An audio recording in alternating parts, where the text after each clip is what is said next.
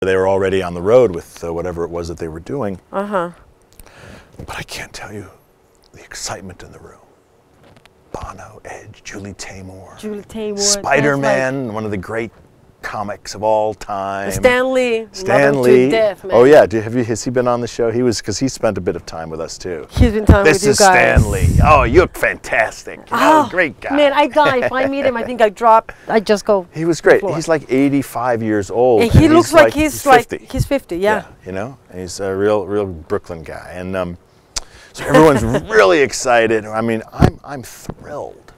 I am, you know, I'm not a huge comic book guy, but I certainly knew all the comics. But just to be in this group was so very exciting. And finally, they hand us the script. Oh God! We've got the script because they wouldn't allow, you know, it's sort of like, you know, lock and key. Right. And you got to sign a little thing, and here's the script, and you got to leave it here over. You can't take it home with you yet. Oh, wow. Oh my God! So that really? Well, you know, it was that kind of feeling. I think we got to take the script home by that point, but they didn't give it to us at all before. So they handed the script to us. And there I sat down. I'm like, I'm Uncle Ben.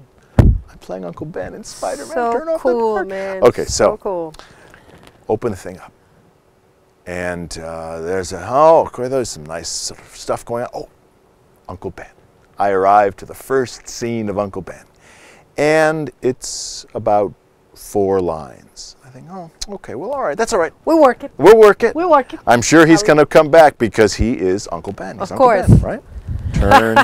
Turning page, turning page, turning page, turning page, turning page. There's no, where's Uncle? Up, here's Uncle Ben again. Ooh, you keep your fingers crossed. You say, oh, God, I'm so happy and so lucky. And he dies. Uh-huh. So that's what I got on the very first day. I got my 4 lines there. And then you got that. And then I got there and I die. And I'm like, wait a minute. I've been waiting for months to take a look at this script, and that's what I got. Well, you know, Julie wasn't really interested in the Spider-Man story per se. That's where I think some of the trouble began, because she was interested in spinning away from that. Right, with 2 monsters instead of 1. There was a character named Arachne, a beautiful, you know, woman singing about, you know, wanting Spider-Man to be her man. And that was the story that I think was really interesting to her. And that's the story that took over the whole play. Right. Not the Spider-Man myth that you've known on the movies, you know. You know, the Tobey Maguire movies or whatever, you know.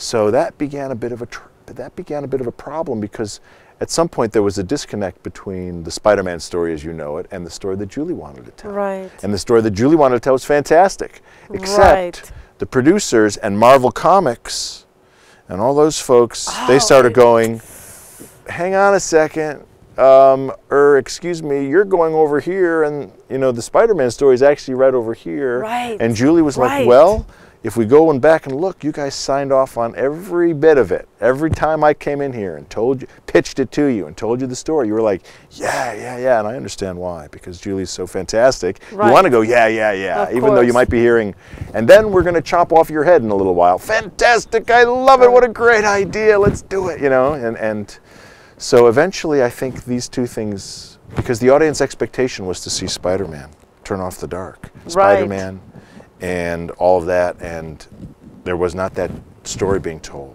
So that was part of it, absolutely. Plus the fact that we didn't have Bono and Edge in the room with us, and that's really not how musicals go. You know, unless, I mean, my experience is the composer's in the room.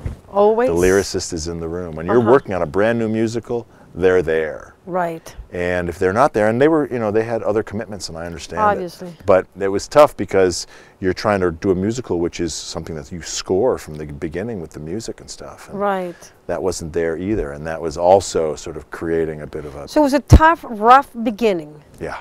Rough beginning. What about the actors? How you guys felt? Because that's a lot of things that are out of your control when you start working in a play, in a production of this magnitude. Yeah, well, right? How do you guys?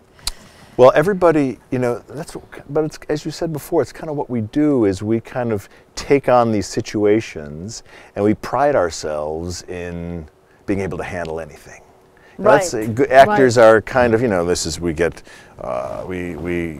thrown a script on the day of the shooting and we have to learn it. Right. We get put into situations where there's no heat in the building, or there's no lights tonight, or I once did a Tony Kushner play, a piece called A Bright Room Called Day down at the Public, and the lights went out. The lights went out in the whole building, and we had a performance that night, and so we really, literally got candles, and we said to the audience, "This is the way it's going to be. If you want to stay, please stay. You know, we'd like you to stay." And we had 100 candles perched around the stage, and we did the show. And I just mean to say that the actors in Spider-Man were like, this is absolutely crazy. What's going on here is absolutely crazy, because, you know, as I was saying before, you know, technically we weren't ready to do the show.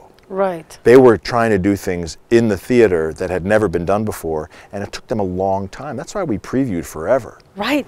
Because I don't know how many, and all the injuries too. I was yeah, like, well, oh because my God. you know, we you guys were trying things out that weren't in the theater before. Right. What do you do? Yeah. What do you do? And you're going back to this role when? Sunday? Monday. Yeah. And when we first started, they hadn't worked out anything. We didn't know how it was going to go. Right. And so accidents kept happening because they were like, oh, that rope is actually swinging there. Right. Or there needs to be, more specifically, actually. Right. I'm going to hook you up. I'm going to hook you up, and then you are going to run and you are going to fall forward.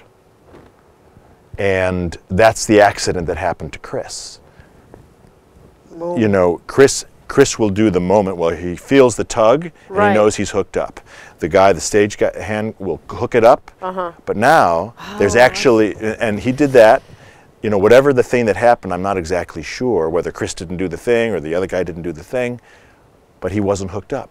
And he ran out to the edge of the Brooklyn Bridge, and he's supposed to sort of fall forward, being held on, and he fell forward. Yeah. He fell 32 friggin' feet forward. Right. Right. Now that same move still happens in the show, but there is now the stage manager, and there's the stage hand and Chris's tug and 2 other people who actually make sure that that hook is connected. And when we first started, there wasn't those 2 other people. And that's all across the board for everything. Now there's always somebody watching every potential move. Right. And that's the thing that had to be sort of built in, which nobody expected. Right, but you got to go through mistakes. You got to go through accidents. Yes, indeed. You know, you can't, you know, I don't care what it is. There was one night where we're going out for the last moment, and there's a rope. A set gets changed, and there was a rope there. And somebody accidentally stood in the center of the rope. And so as we were going out, the scenery goes up behind us, the rope starts going up. And suddenly this girl who's standing in the middle of the rope, the rope goes around her ankle and begins to pull her up by her ankle. Right? Wow. Now that rope is absolutely taut, but who knew that was possibly going to happen? It was just a rope. It was over there but boom. And there's dozens of those things. And a dozen things that I want to talk about, and we got 5 minutes to go, or 4 minutes to go. Yeah. I want to think before, because we're going to talk about the film. Oh, yeah. But I want to thank Caterina Lancova, Franco Neri Velote, Dwayne Harris, Big Mountain Entertainment, God, Jairo Zuleta, everybody else, Deshaun, Gloria Messer, love you guys. But you guys, this is not fair. Time goes so fast. I can't believe it. Yeah, look. It's, yeah, I got 5 to 8 in my watch, but this is not accurate, right? I have about 4 minutes now. Let's talk about the film, man, that you're working on. You're working with whom? Steven Soderbergh. Again? Steven Soderbergh. All right. All Rise. Yeah, he's a terrific, what a great director. I mean, so many great films. And what's the name of the film? Side Effects.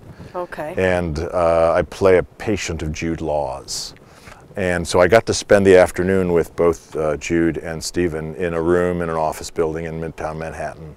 And the thing that Steven did that was so great was that, once again, kind of like Austin, you know, he just whispered little things. Right. He never, you know, he wasn't ever, oh, I didn't like that take, or now try that, now try this. And, you know, I've got, in the scene, I have trouble. I don't want to be there because there's all this publicity around him, and my wife doesn't want me to be there anyway. And now I'm trying to figure out how to get out of this situation. And Stephen was terrific. He just kept laying it in sort of gently and allowing my concentration to remain active and fun, you know. What about Jude Law? What a handsome fellow he is. He's too handsome, right? You know, and he's too handsome. very present, very handsome. Is he that powerful? Because he seems very powerful. Yeah. But when you see him, when you're working with him, take after take, I mean, how does he work? Well, he's a great listener. You know, you had mentioned listener before. You know, and he's that thing. I mean, he's very present in that way. And all I had to do was look into his eyes, and I was right there with him because he's so powerful that way, you know. Right. So it was terrific. Yeah. You just wrap it up like that? It was the first time I actually went with Laura on Valentine's Day to see the film, and it was the first time that I'd ever seen myself on film. I've done 7 or 8 films, but the idea of seeing myself, you said, on the monitor, can't deal with it. You can't deal with it? I like live performance because I don't have to think about it when it's over with. It's all gone. Now we're on to tomorrow. Look at the credits. Look at the letters. Look at that. You can take a look. Turn around. Turn around, Ken. Uh-oh. There you see that? That's me. That's you right there. That's my father, I guess. You do? What's my father doing on the screen there? I love the plaid shirt. That was a very good choice. And